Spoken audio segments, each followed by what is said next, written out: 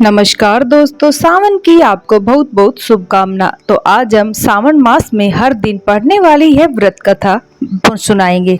तो दोस्तों, वीडियो अच्छी लगे तो प्लीज लाइक जरूर कर देना। प्राचीन काल में एक धनी व्यक्ति रहता था जिसके पास सभी प्रकार की धन दौलत, एक शोहरत भी थी, लेकिन आगे यह था कि उस व्यक्ति की कोई संतान नहीं थी। दिन बात दुख और हमेशा सताती रहती थी।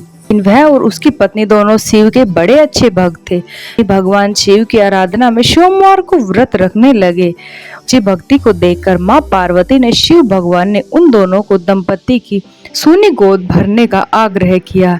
परिणाम स्वरूप शिव के आशीर्वाद से उनके घर में पुत्र ने जन्म लिया, लेकिन बालक के जन्म के साथ ही वाणी हुई, यह बालक अल्पवायु का होगा। 12 वर्ष की आयु में इस बालक की मृत्यु हो जाएगी। इस वाणी कथन के साथ उस व्यक्ति के पुत्र की अधिक खुशी न थी। उसने अपने बालक का नाम अमर रख लिया। जैसे जैसे अमर बड़ा हुआ, उस धनी व्यक्ति और उसकी शिक्षा के लिए काशी भेजा उचित समझा। उसने आपको अमर के साथ काशी भेजने का निश्चय किया। अमर जी के साथ काशी की ओर चल दिए। रास्ते में उन्होंने जहाँ जहाँ विश्राम किया, वहाँ उन्होंने ब्राह्मणों को दान दक्षिणा दी। चलते चलते वे एक नगर में पहुँच गए जहाँ एक राजकुमारी के विवाह का समारोह हो रहा था। उस राजकुमारी का दूल्हा एक आंख से काना था। यह बात दूल्हे के परिवार वालों ने राजा से छिपा कर रखी थी।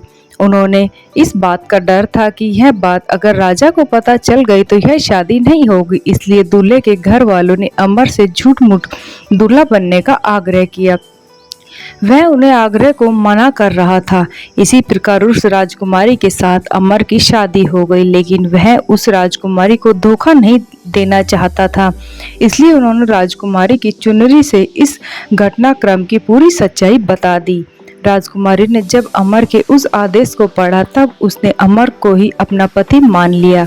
काशी से वापस लौटते समय उसका इंतजार करने लगी। अमर और उसके मामा वहां से काशी की ओर चल दिए। समय का परिणय आगे बढ़ रहा था। उधर हमेशा धार्मिक कार्यों में लगा रहता था। वह अमर ठीक 12 साल का हुआ तब शिव मंदिर में भोले बाबा को बेल पत्र चढ़ाया। उसी समय वहां यमराज उसके प्राण लेने पधार गए, लेकिन उससे पहले भगवान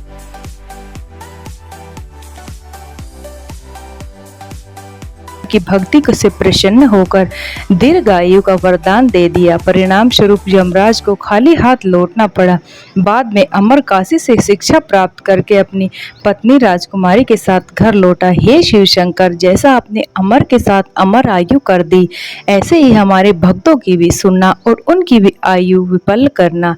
और हमारे दोस्तों को वीडियो अच्छी लगे तो प्लीज़ सब्सक्राइब जरूर करें।